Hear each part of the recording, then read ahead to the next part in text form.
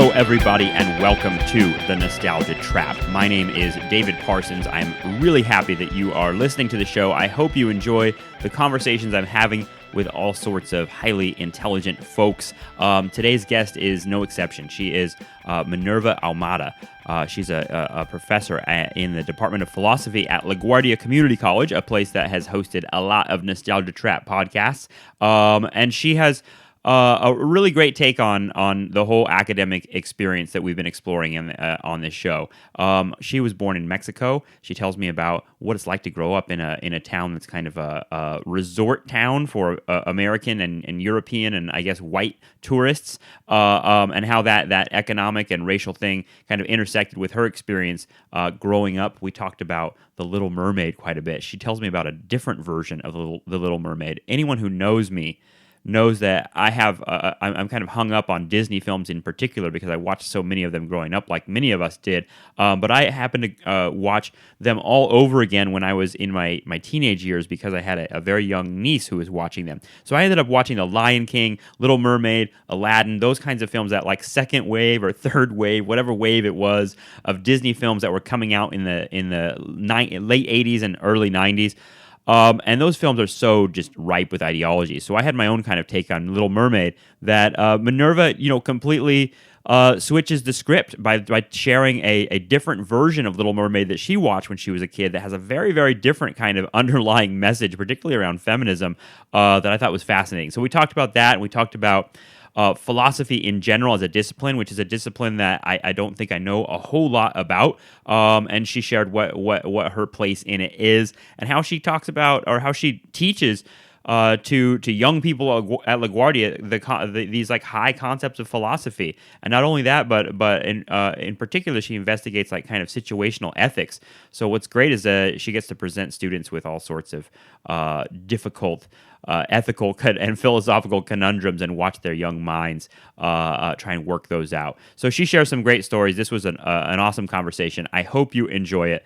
You can, of course, find more episodes of the Nostalgia Trap podcast on iTunes. You can go to Stitcher.com. The blog is at nostalgiatrap.libsyn.com. You can find all the episodes there. And if you like the Facebook page of the Nostalgia Trap podcast, you will get updates on new episodes and all sorts of other fun stuff. Thanks so much for listening. I hope you enjoy this talk. This is me and philosophy professor Minerva Ahumada.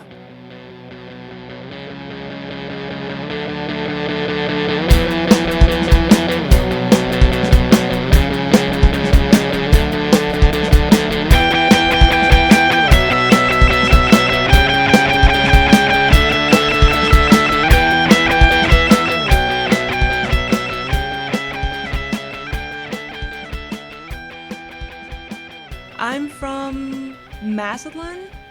So in Sinaloa, North Pacific region of Mexico. And what kind of place is that?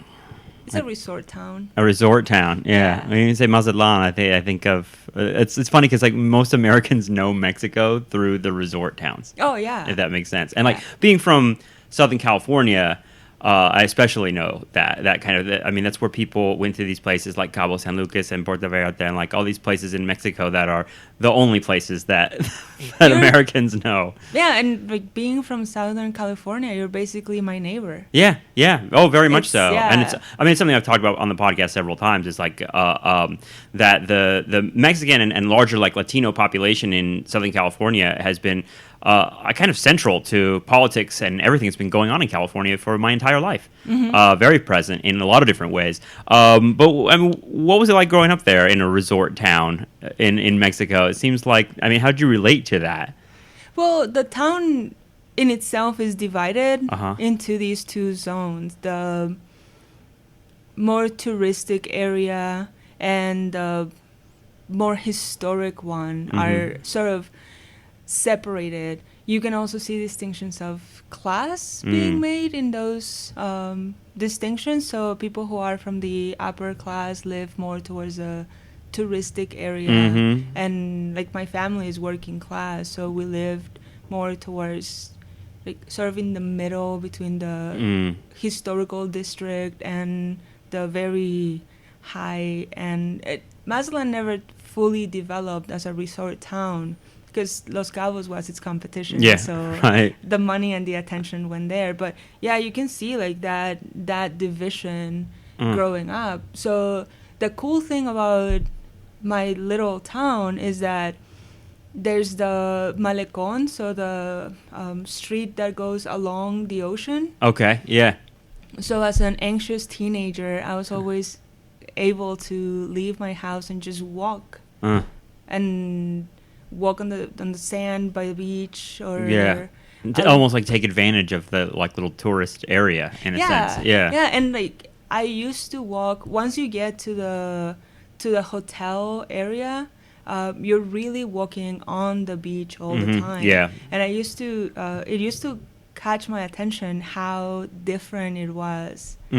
Like people who had the time and the money to come and sit by the beach and drink. Or it's an interesting thought, because I mean, in a small way, I come from a little kind of resort town in Southern California that's got the beach and hotels, and it always kind of seemed weird to me that people wanted to come to my town to go on vacation. You know? To me, like it was really, really strange to have all these people coming to just enjoy the place. Yeah.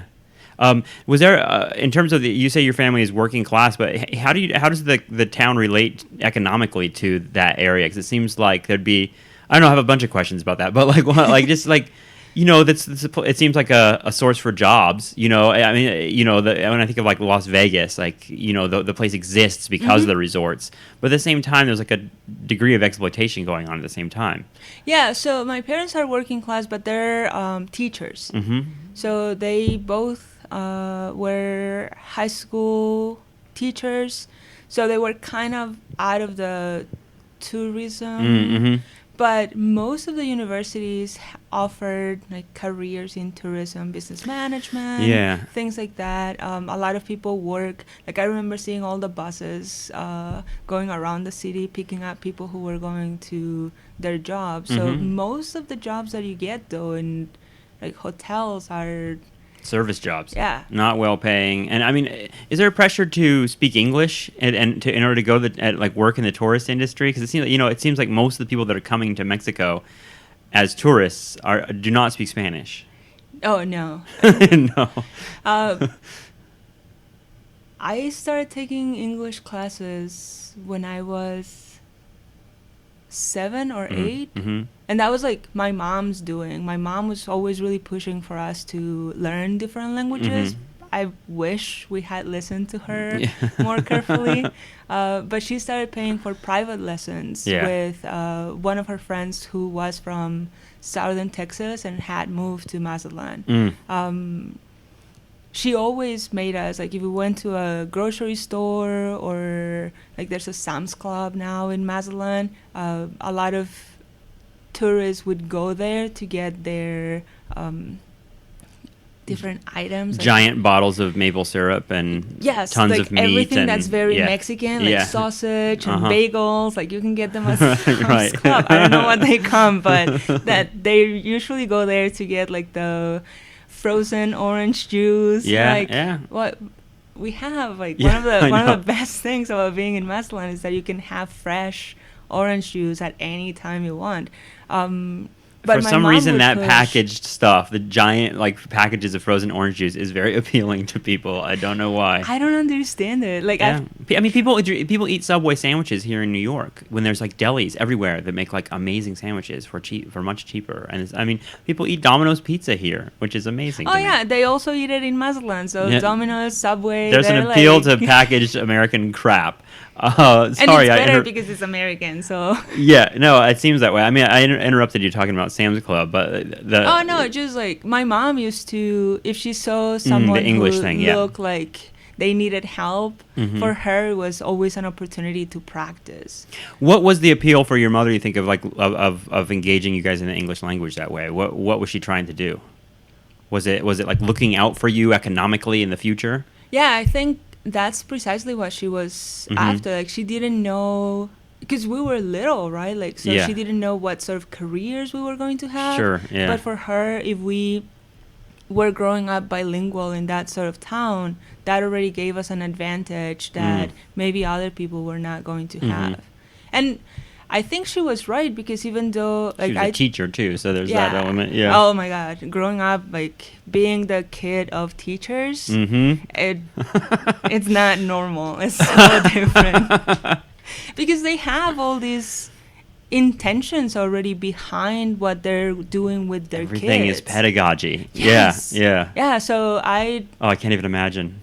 And I have so many professor and teacher friends that have kids right now, and now I'm thinking about like, they're poor children. They have to deal with people who are really thinking through every aspect of their raising. My mom would not let me watch or read something without asking me questions about plot or context or how it related to the socioeconomic conditions that were happening at the time when the writer was publishing that, or when like, how would that compare to what I was going through now? Being a critical thinker was encouraged in your household, it sounds like. Yes. your face is like, too much critical thinking. Why can't we just enjoy the cartoons? To me, but that's it, right? Like, to me, I think that's where philosophy first came into like real tangible existence. My brothers usually make fun of me because I used to watch I have 4 brothers,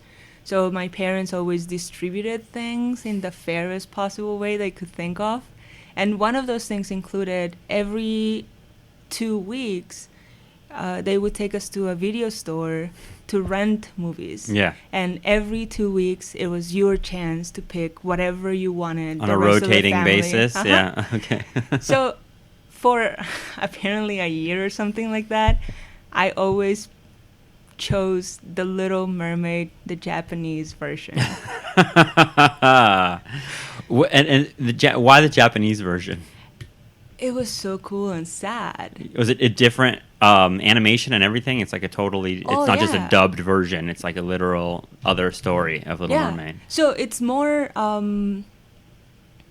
don't even think the Disney version wasn't out. And I really liked fairy tales. Yeah. So when I found like the Little Mermaid animated... Yes. It was... You know, like, you're a kid, so it's an amazing discovery right there. But in Mexico, we used to have all these different cartoons that were Japanese. So they not as... I don't know, I feel like... Wonder why that is. It has changed a lot. I think it's the Pacific connection. Yeah, like, that makes sense. Being part of that, because my town does a lot of... we were talking about economics in Mazatlan, but tourism is only one economic source, and since it never fully developed, the jobs that people have are going to be like service oriented. But the other sources of income in Mazatlan, it has a big tuna fishing industry. I wondered. Tuna canning. Yeah. So a lot of that business is done in conjunction with Japan. Okay. So I don't know. I feel like in Mexico, there's some sort of cultural cross-pollination going on there. Yeah.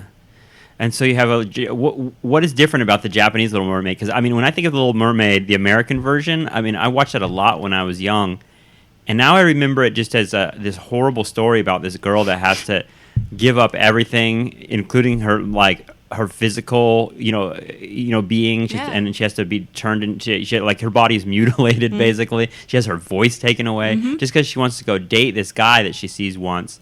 And it ends up being this horrible message for little girls in the American Little Mermaid. But in the American version, she succeeds, right? Like, at the end of the day, the prince does fall in love with her, so all the sacrifice pays. In the Japanese version, it's more like, it's closer to the original, as like the prince doesn't want her. She turns into foam. See, the American version always like throws this really ridiculous, happy kind of, I don't know, this kind of neat ending on a very troubling story. So to me, the whole idea that she turns into foam and kind of vanishes, like, that's the closing That's profound. scene. Yeah That's scary. So And you rented, this was your choice again and again to torture your family with this? Did they enjoy it? I don't think they did. And I wasn't trying to torture them. I really enjoyed watching it. So later on, my parents are going to, this is like, I don't know, 5-6 years after my Little Mermaid phase. There were no songs in the Japanese version. Oh, wow. That's important. Yeah. Yeah. Yeah. It's a... Whereas in the American version, you get like a minstrel crab that's like kind of doing this shucking and jiving, horrible, cringe-worthy kind of like Rasta songs. Oh, God, that movie.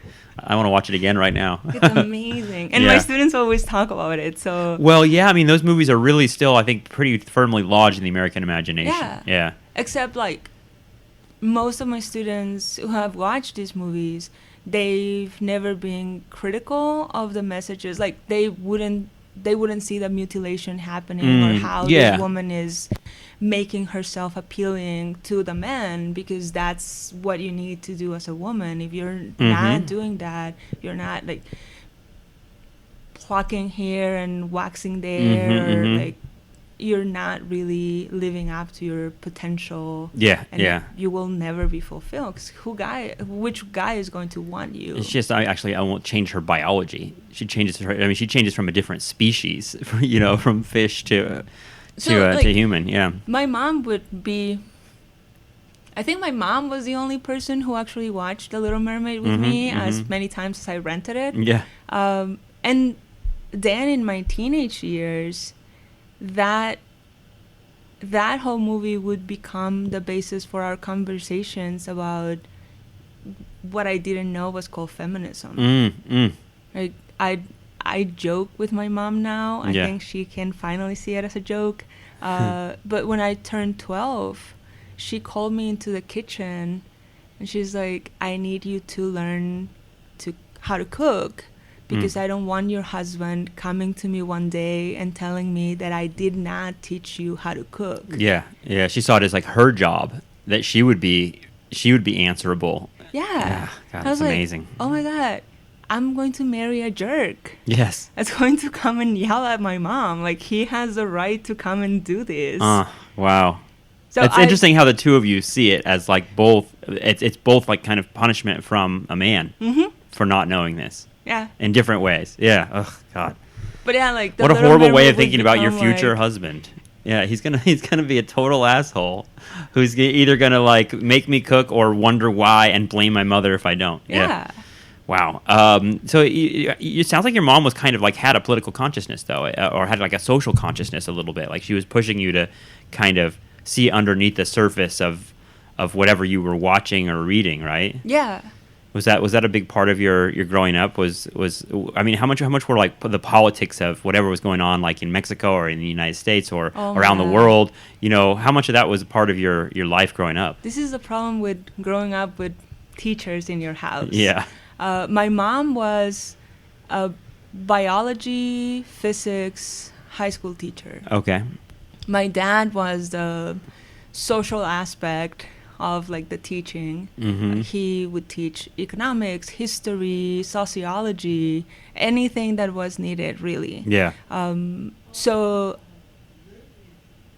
I always felt with my mom, I think the conversations were easier to digest. With my dad, this whole political, social causes were sort of problems that I needed to answer to as a 10-year-old reading whatever I was reading at the time. Yeah. But I don't know, like I have really good memories of the kind of thinking my parents required me to do. So I think at some point I must have been 7 or 8, and I told my dad that I was really happy that in Mexico we didn't have racism. You laugh. Like, my dad just looked at me, and I remember the look that he gave me. So, like, in Spanish, he called me India. Yeah. And I was taken aback. He's like, there. Why? Why are you reacting that way? Why do you not want to be called? an indigenous person. Right. I was like, whoa. So yeah, there is racism. It's just not like I was probably watching American shows or American movies where it's black and white. Yeah, like, really. That's what I was wondering. Is kind of like what you it sounds like you got a concern about racism, and you were like, "Thank God it doesn't happen around us." So where were you getting ideas that there was racism? Where was it to you in the world? In the U.S. Probably in the U.S. South. It's kind of like how I feel like a lot of people think about racism in general, and when it's a very kind of like simplistic kind of understanding. I think this might be a way in which I can actually know how old I was when that happened, because I was probably watching movies like Lean on Me. Yeah. Right. So you have these contrasting. That's about. Is that about like Jaime Escalante? Is that the one No, that's Stand and Deliver. Yeah. Yeah, I'm mixing up my late 80s. I don't know, like they're like Latino social justice Hollywood movies, right? Yeah, no, these starring is actually, Edward James Olmos yeah, I can't remember. Morgan Freeman. Oh, it was Morgan Freeman. Morgan Freeman. I should have had IMDb up and ready to go. 1989. Didn't realize we'd be talking about these movies. Oh, I feel like I can't have a conversation without bringing up movies. Yeah. Oh, definitely. So it was movies like that started make me question the race dynamics in the U.S. Like I don't think that I ever looked at what was happening in Mexico in that way. But when my dad started, like, that question has stayed with me. I actually use it when I'm teaching critical race theory with my students. Like, racism is not something that only happens in the U.S., right? Like, you have these different modalities that it takes depending on where you are situated. So to me, that was a very poignant, like, why am I having that reaction, and what does it say about me? Yeah, I mean, and how did race function in Mexico when you were young? You know, when you began to have a consciousness about it, and that kind of thing, that your dad kind of asking you the question about how you feel about being identified as an indigenous person. Is that the split in Mexico? I mean, it seems pretty profound to me, that split. Yeah, it's the whiter you are, obviously, like, the better life you're going to have. I mean, that's like the Spanish thing, right? Yeah. And then it's like two different populations in Mexico. And I mean, you even feel it with the attitude towards immigrants in the United States. Yes. You know, that so-called like mestizo population is the one that's you know, very much identified as the poor people. Is that do you find it generally to be true in Mexico? That's true in Mexico. And to me, what became even more interesting in creating this split is that as a mestiza, like, I have two great grandmothers who are indigenous. Yeah. So it's not like that's so far removed from my blood. Like, that's like 3 generations back. I can find it. But people tend to distance themselves from what is indigenous and try to claim a wider, more European, Spaniard sort of lineage. And that's like a cultural reward, or a kind of like, I don't know, it's hierarchical, and it seems like there's an economic component and a cultural component to it. There's a moral component. Yeah. Indigenous people in Mexico are seen as lazy, not trustworthy. They're obviously poor because they don't work and they just want things given to them. Yeah, which is not. It's a very common idea, I think, around the world that's thrown on poor people. Yeah, but if you look at, and this is where, like, the conversations with my dad would lead me in my early teenage years, like the way in which the Constitution does not respect indigenous languages, or the way in which all these institutions only work if you can address them in the proper Spanish, right? Like, it creates this huge division of the people who have political rights and can claim them, and the people whose political rights might be asserted in paper, but they have no way of vocalizing what their needs are.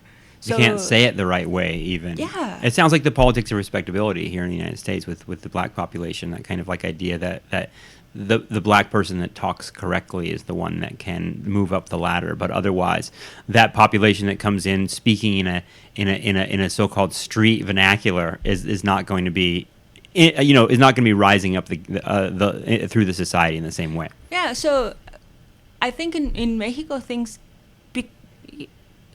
are a little bit more complex than that, though, because you have all these big indigenous populations in certain areas of the country, right, who have been speaking that language since before 1492. Right. And their rights are still not acknowledged. So if you look at violent uprisings in Mexico, they're usually connected to those areas. You see them especially towards the south of the country, Guerrero, Chiapas, the Ejército Zapatista comes from these ideas, right? And they're right in claiming that whatever rights they should be granted politically, they can't enjoy them. Yeah. And it's an issue of, like, if these indigenous tribes learn Spanish in order to be able to claim their rights, they lose the rights to their community. So on which side should we make these people be? It's amazing how much it comes down to language often, that the way that imperialism works and the way that history moves is that the way that language, the part that language plays in that is fascinating to me. As you were kind of moving forward and getting older and starting to talk or think about, these kind of political issues, and talking about them with your parents, how did you, because you said you never expected to be in the United States. How did you relate to the United States as kind of in your imagination? What was this place to you? And did you ever think like, maybe I'll go live there someday? No. I really wanted to go to Cuba or Russia or the USSR at that point. Yeah. It sounds like you were a communist. Yeah. Yes. So I saw the U.S. pretty much as the enemy that has all these economic resources and they can do whatever they want with it. It's weird that you would come to that conclusion living in Mexico. Well, now that I'm here,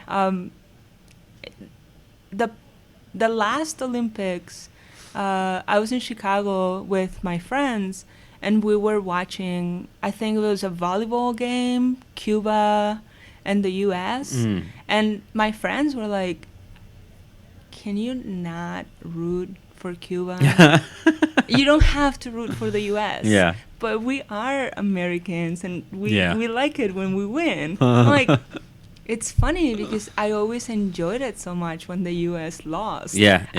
At anything, right? It was a Schadenfreude. Yeah. Yeah. No, I know what you mean. You have everything. So I'm so glad that Brazil is better than you at this. And it was usually, like, if it was France or the UK who had, like, that, it felt good, but not as good as if it had been, like, Cuba or Brazil, Argentina, like... Latin American countries have experienced a very particular form of American imperialism, right? I mean, it's been a part of American history since the beginning, and has played a really, really ugly role. Especially, I mean, there have been many really ugly periods in it, but when I think of, like, even recently, like the 1980s and Reagan, really, really ugly stuff. The animosity is justified, I think. Yeah. So, thinking, did you listen to Rage Against the Machine when you were that young? When you were young, because I feel like that maybe you didn't need to hear that, but, like, for me, that music really, like, taught me a lot about kind of, like, I don't know, almost like just affectively, like how it would feel to look at the United States from Mexico. Well, to me, like, Noam Chomsky and Rage Against the Machine were like, yeah, okay, so what's the next step? Yeah. I know this. This is happening. This is my life. Yeah. What else is going to happen? Uh-huh. Like, so consciousness racing through them.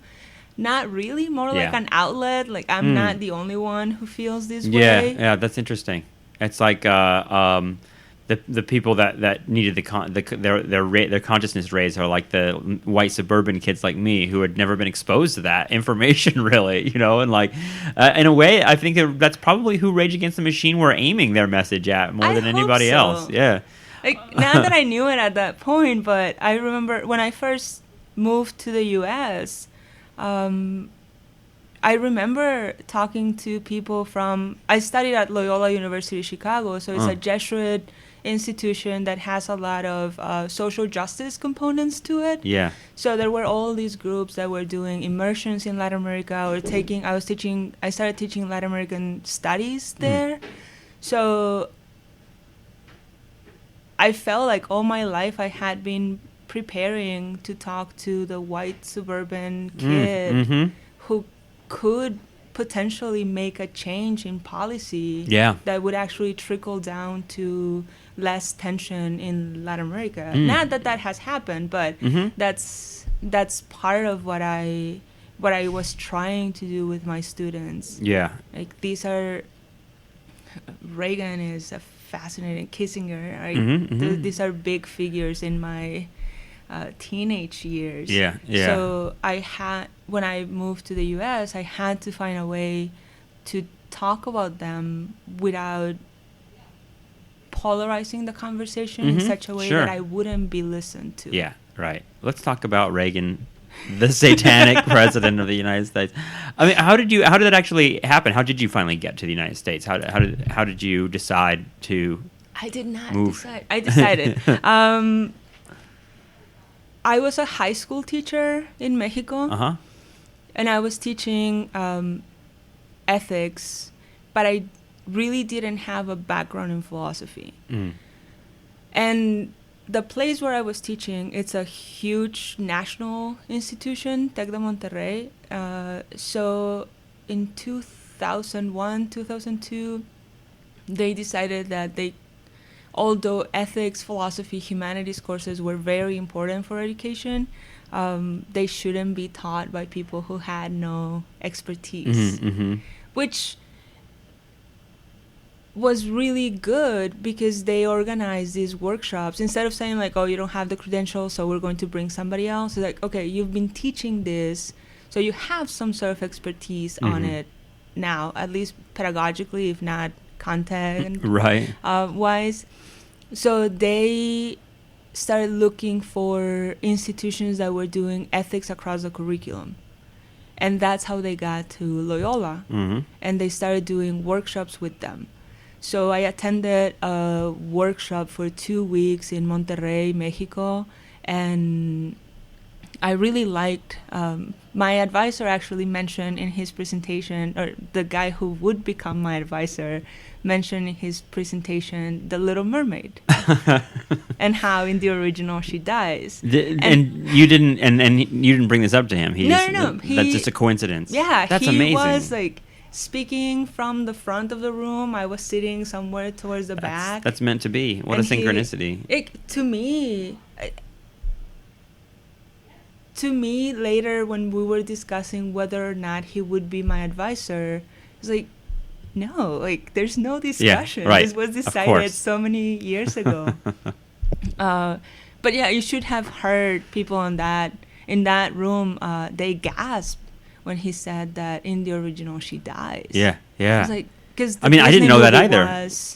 And the Disney movie at that point was very really successful. Popular. Yeah. And so, everybody knows the story. And Disney movies typically end with the kind of romantic pairing being successful. All right, so that gets you to Chicago. You moved to the United States. You moved to Chicago. Yeah. So my school offered me, after that workshop, they offered me to go to Chicago and do a master's in philosophy. And I asked, like, is there any other place I can go? Yeah. And they told me, well, there's Belgium, but Belgium is only going to be a master's, and in the U.S., it could turn into a PhD. And I knew I wanted to have a PhD. I didn't know it was going to be in philosophy, but I knew I wanted to get a PhD at some point. So I got all my expenses covered to come and live in the enemy country. And how did you find that enemy country? We got delicious pizza. You do. And like Chicago stuff, pizza is really good, especially during the winter. Yeah. I'm sure. I don't know. It was a really weird experience. I'm sure. Obviously, because this was sponsored by my university, it wasn't just me, but I was moving to Chicago with a group of other like 14, 15 teachers at my university. So at the beginning, when we moved to Chicago, it was mainly our group going to classes, and we didn't socialize that much with other students or other population at Loyola. I separated from that group later, and that's where I started encountering like people who didn't think I was Mexican, because apparently I don't look Mexican, but then I have to assert that I am Mexican. Yeah, what did people mistake you for? Egyptian. That could be useful for you, you know. You could like pass a million different ways, you know. It's been really interesting, except what I was at a.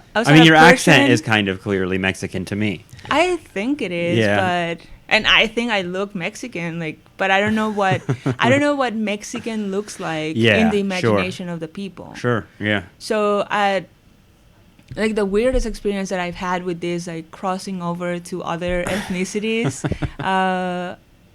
It was at a Persian restaurant where this woman started speaking Farsi to me. I'm like, amazing. Really? Wow. Like, yeah. No, and I'm sorry, I don't like. Yeah. Not related at all, but if I could visit, I would, because obviously the underdog. Yeah, sure. I would visit there. Yeah, they've also been fucked over by the United States. So, you know, in terms of philosophy, like what attracted you to that discipline? I mean, philosophy is.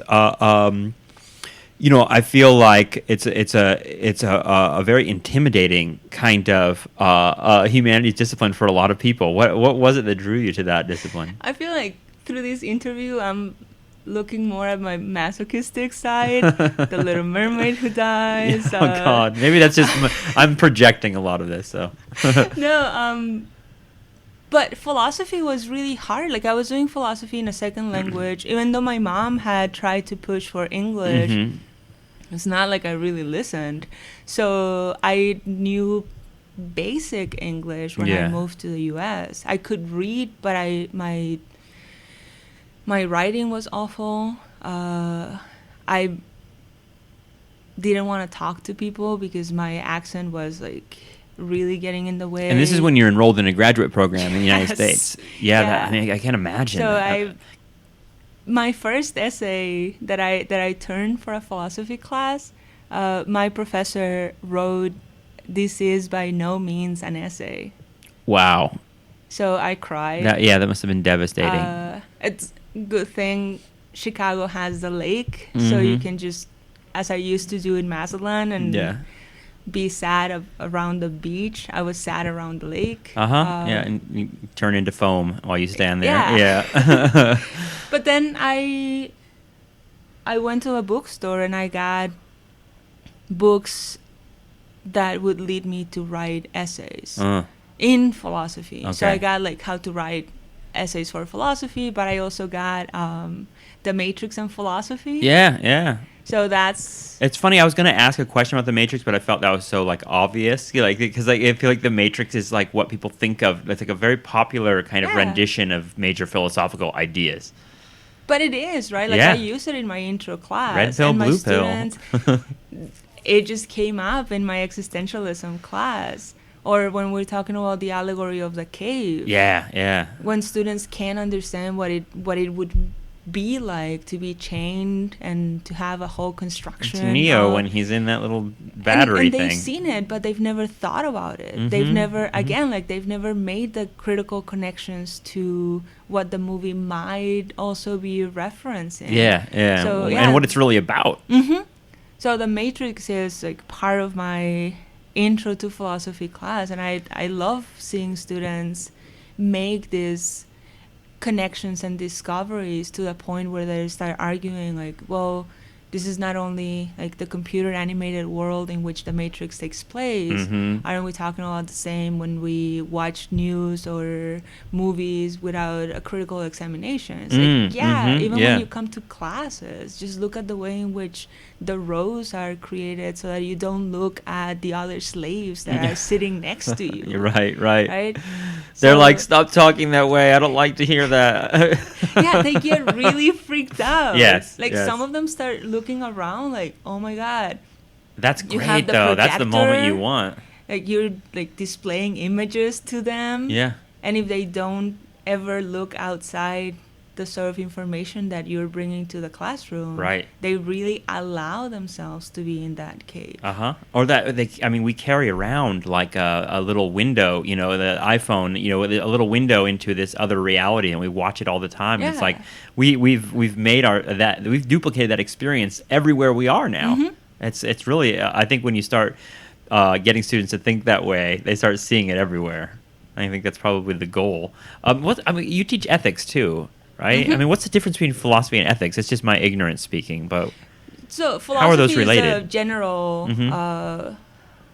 the general sort of study and methodology that you follow. Ethics is one of the specific branches that you have within the whole discipline of philosophy.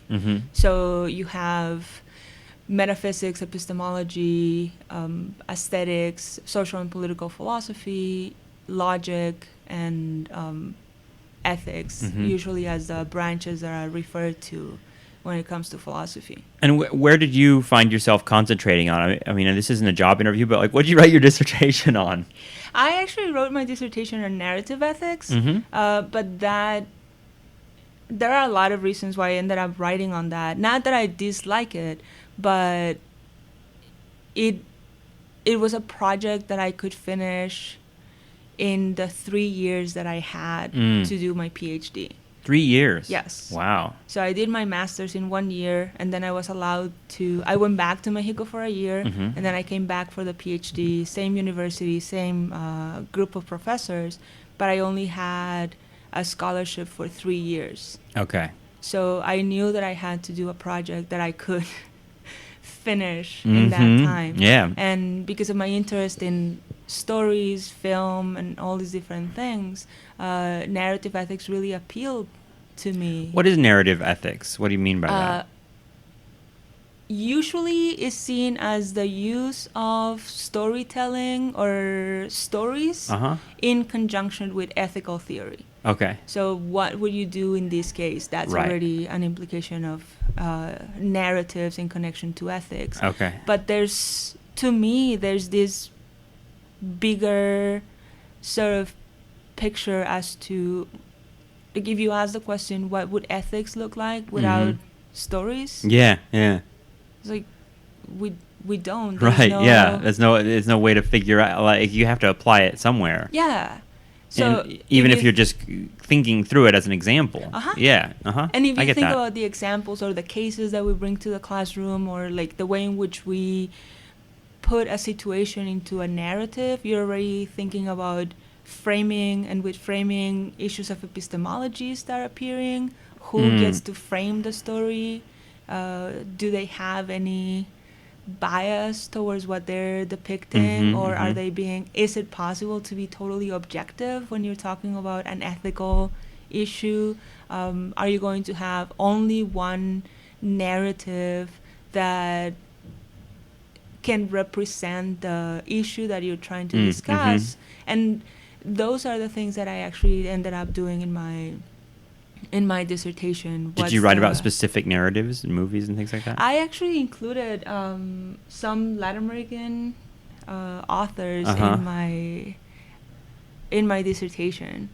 So I was asking you, like, as a historian, if you had read any philosophers, because some of the people who have to do with narrative ethics also have to do with history and the way in which history is represented. Yeah. So Ricoeur, Hayden White. And then those names are totally unfamiliar to me. Oh, I have books here if you want them.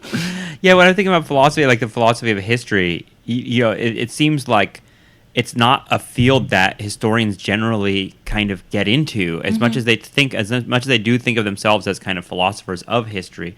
The different kind of, I don't know, there are many different methodologies for doing history that I feel like the discipline, I've talked about this before, but the discipline is pretty narrow in the way that it goes about it.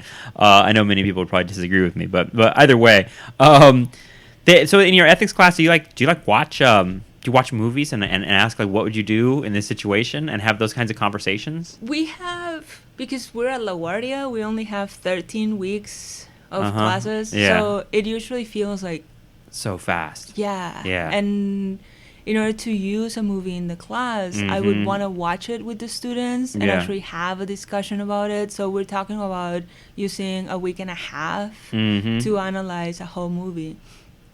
But I do bring in, like, I was introducing existentialism to my students, and in order to do that, we watched the first 20 minutes of Inglourious Bastards. Oh, God. So, like, if you are Le Petit, what would you do? Would you tell, I can't remember his name, but would you tell him about the people underneath the floor? Yeah. Oh, jeez. Or would you not tell them, like, what are your choices and how is that? It seems like you get to a point where you're like, these are impossible ethical situations, right? And I think that's precisely where you wanna. That's precisely where you want to lead students to, right? To the impossible place. Yeah, because that's when they're really going to concentrate on the things that matter to them. That makes sense, So as an ethicist, I'm not interested in telling them what I think they should do. But if you put them in these situations, if you ask them to think about these situations as if they were the ones who are making the decision, and you give them enough time to think about it, they start understanding what are the things that they themselves value, and how those might be part of or in opposition with the way in which society tells us we should value things. So one of my friends wrote a dissertation on suicide and whether it can ever be considered rational.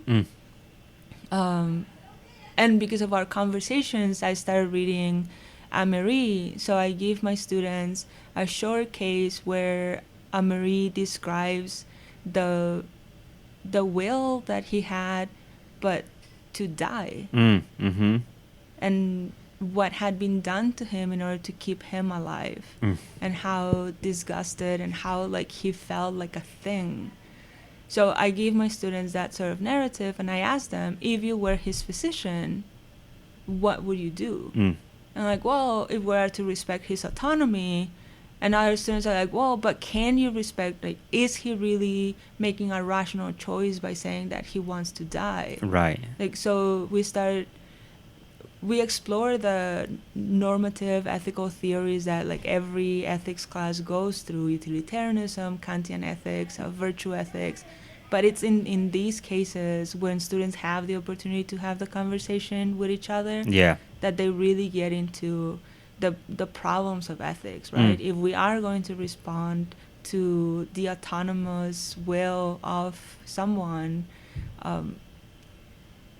why do we not listen to the person who says that they want to die? Yeah, right. So those... and it starts to... I mean, it sounds like you almost put them in rhetorical handcuffs in a sense, you know, because they're the moment where you get stuck on that kind of stuff is the moment where you really are like kind of interrogating your own values and why you think that, and that's a hard thing to do when you're 20 years old.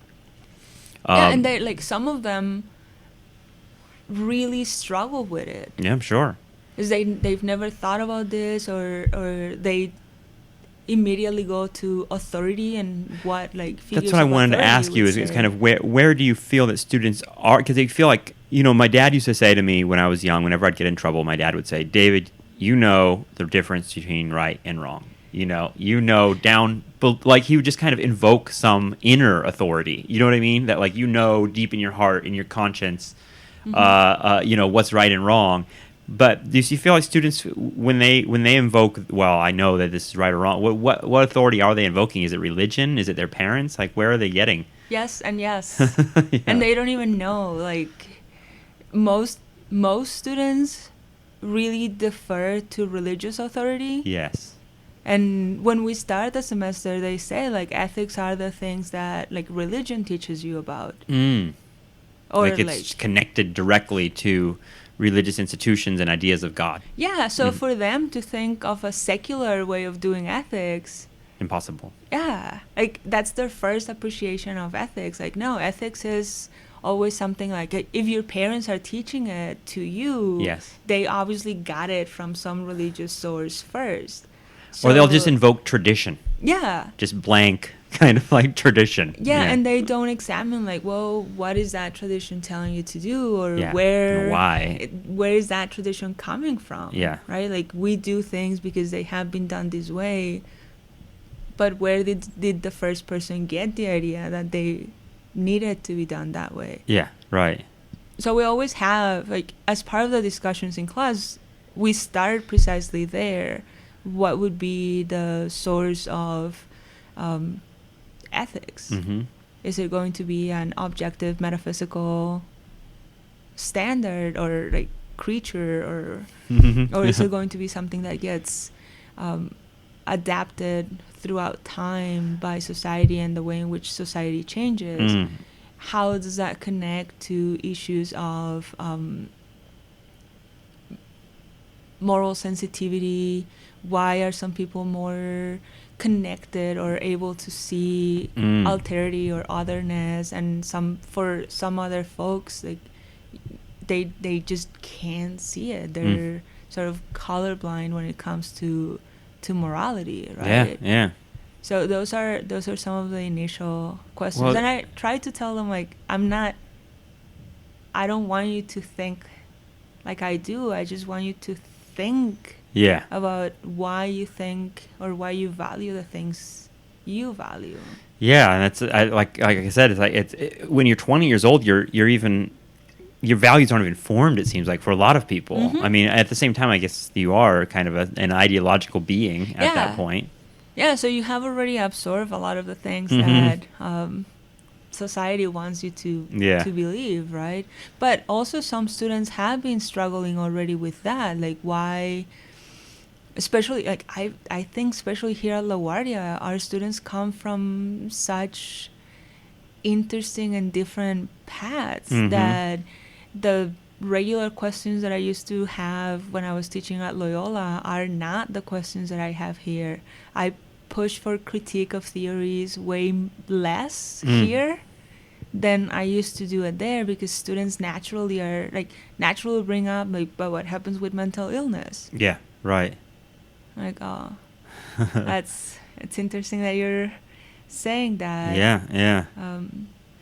Oh God, it seems like it seems like difficult territory. The ethics stuff. It seems like it can take you in a million different directions, and that you have to kind of like work to kind of narrow the conversation. I don't know. Do you find that it's easy to have classroom discussions? Because sometimes, when I'm talking about the Great Depression in class, sometimes my students have nothing to say about it if they haven't done the reading. But it seems like the ethical thing might be able to you might be able to stimulate a fun conversation out of it. Is that true? I think so. The problem is to have a conversation that's actually going to produce something. Yeah. Right? So not letting the students just talk about whatever they want to take the conversation to, but really having them examine, like, okay, so you're bringing up your point of view or your opinion on this matter, but why do you think that is? And trying to trouble the formulations that they are making, so that they see, like, well, you would be able to accept that from this perspective, but what if we were to change it a little bit? Yeah, you have to stop them when they're in the middle of their rants, and I feel like especially when they're very sure of themselves, I have to stop them. Wait. Why are you saying that? Why do you feel so strongly that way? Are you so sure about that? Having them listen to their classmates in an educated way, it's hard. Yeah. Because they usually defer to the professor. Like, I'm gonna say this to see what she says, and if the criticism is not coming from her, then why do I have to listen to what my classmate is saying? Yeah. So discussions are complicated, not only because you have to keep them in track of, like, you as a as a professor of ethics, there are certain things that I want to see come up in the discussion. So I need to prompt them and make them like be really clear with what they're trying to say. Yeah. But I also need to kind of loan my authority to their peers so that they listen to each other. I like that idea. Loan my authority to their peers. Yeah, that's a really cool way of putting it. Because you that's ultimately the goal of the whole class, in a sense, is kind of like to invest your authority in the students, to the sense that then when they leave the classroom, they don't see you as much of an authoritative figure. They see themselves as having a little chunk of it. Yeah. I really like that idea. So, we'll wrap it up here. But I did want to, this is the nostalgia trap, when I like to try to think about, connecting people's individual biographies to what they ended up doing. And I don't know if you've thought about this, and I don't know if this is like reading too much into it, but it seems like, as you as like this, young girl in Mexico, kind of looking towards the Soviet Union and Cuba and kind of rooting for them, in the Cold War. The choice of teaching ethics and philosophy seems like it has a political aspect for you, yes. Right? Is that right? Yeah, you're some kind of agent here. I mean, we all are, but I like teaching ethics, but I feel like I really thrive when I'm teaching social and political philosophy. Mm-hmm. That's really what guides a lot of my interest, even in having students.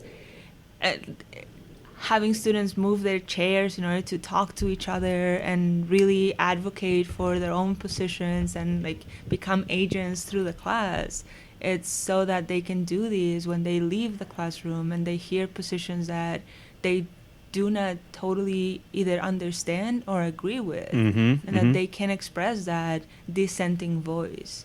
Like I really want my students to be able to stop someone and ask them like, oh, I really don't understand what you mean. Please explain so that we can have a conversation. Yeah. Do not just talk at me, but really engage with me. So today they got scolded because I have them read primary text. Mm-hmm. And in their essays, they use the Internet Encyclopedia of Philosophy. Okay. Like, awesome research. It's really good. It's scholarly research and whatnot. But you guys don't see what I'm doing here in the class. I want you to, when you leave my classroom, you will have this knowledge. And me having to say this to you kind of breaks what I was the illusion that I was trying to create here. So I do think my classroom is a site for political activism. That's great, and we need that. And it seems like there's almost like a reluctance or skepticism to engage in that from a lot of professors, right? That like that's not your role. But if you don't do it there, then where? Like I spend so many hours at LaGuardia. Yeah. I don't have time to go protest. I'm not a citizen, so but I'm the act of teaching is a political act, right? Yeah. I mean, I think we both agree with that. Obviously, a lot of people would not. But I mean, with my communist background, of course, like teaching is my Where else are they going to get these ideas? My dad did that. Like he taught indigenous populations so that they could have a say in it, and it actually transformed. It's funny because I think this is what teaching in that way does. Teaching for like political activism. Yeah. You think that you're going there to change the minds of your students, and you change so much through that process. Yes. Yeah. Like, and it's also not about like implanting information among students. It's about giving students the tools to become thinkers themselves and become active in democracy, which is something we don't really have in this country. Well, I think that's what makes you change when you're engaging with your students, right? That you're not just lecturing at them and you're not telling them what they're supposed to believe, but if you're really open to why they think or why they go to the sources that they go to, they also make you think in a more critical way as to why you hold the beliefs and why you want your classroom to be this kind of classroom and not the traditional let me tell you what you're supposed to know. Which is an imperialist model of teaching, and that's not what we need in the 21st century. Thank you so much for talking to me. I appreciate it. I had a good time.